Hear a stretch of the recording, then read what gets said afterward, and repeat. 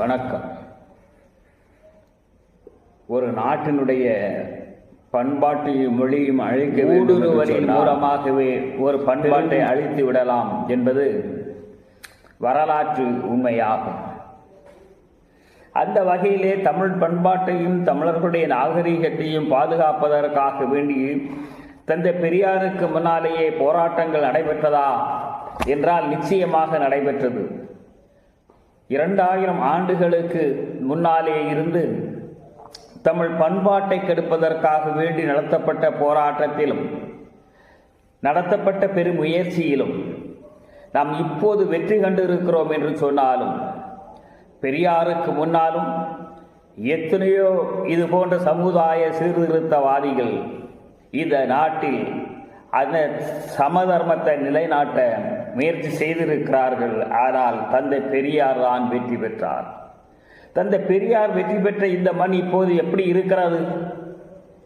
ஜாதியை கடந்து, மதத்தை கடந்து, தாய்மொழி மீது பற்று கொண்டாலும் பிற மொழிக்காரர்களை பகைக்காமல், இன்னும் சொல்வதாக இருந்தால் பண்பாட்டை சீரழிப்பதற்காக வேண்டியே ஊடுருவல் செய்திருக்கிறார்கள் என்பதனை அறிந்ததற்கு பின்னாலும் கூட தம்முடைய பண்பாட்டை தன்னால் பாதுகாத்துக் கொள்ள முடியும் என்ற மன உறுதியோடு நட்பு ரீதியாக நாம் பழகி கொண்டிருக்கிறோம். அமைதி பூங்காவாக இருந்து கொண்டிருக்கிறது. இந்த நேரத்தில் தான் நாட்டினுடைய முதன்மை அமைச்சர் சொல்லுகிறார், பிரிவினையும் கலவரத்தையும் உண்டு பண்ண வேண்டும் என்பதற்காக வேண்டியும் ஒரு அற்ப அரசியல் காரணத்திற்காக வேண்டியும் அமைதியாகவும் ஒற்றுமையாகவும் இன்னும் சொல்வதாக இருந்தால் இந்தியன் என்ற உணர்வோடு வாழ்ந்து கொண்டிருக்கக்கூடிய தமிழகத்தில் இருக்கக்கூடிய மக்கள் வடக்கரைகளை துன்புறுத்துவதாக ஒரு தவறுதலான ஒரு செய்தியை அவர்கள் பரப்பிக் கொண்டிருக்கிறார்கள். இந்த ஒரு முதன்மை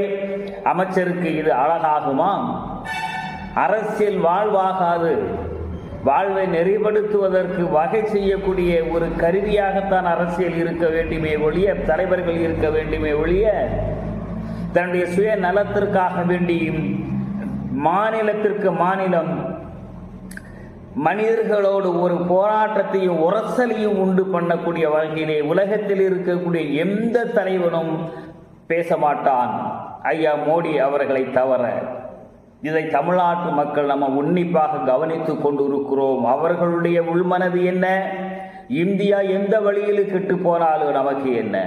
ஒரு போராட்டத்தையும் கலவரத்தையும் தூண்டி நம் அரசியல் ரீதியாக வெற்றி பெற வேண்டும், ஆதிக்க வெறியை மீண்டும் இந்தியாவில் நிலைநிறுத்த வேண்டும் என்பதுதான் நம்முடைய குறிக்கோளாக இருக்கிறது என்பதனை தமிழக மக்கள் நாம் நன்றாக உணர்வோம்.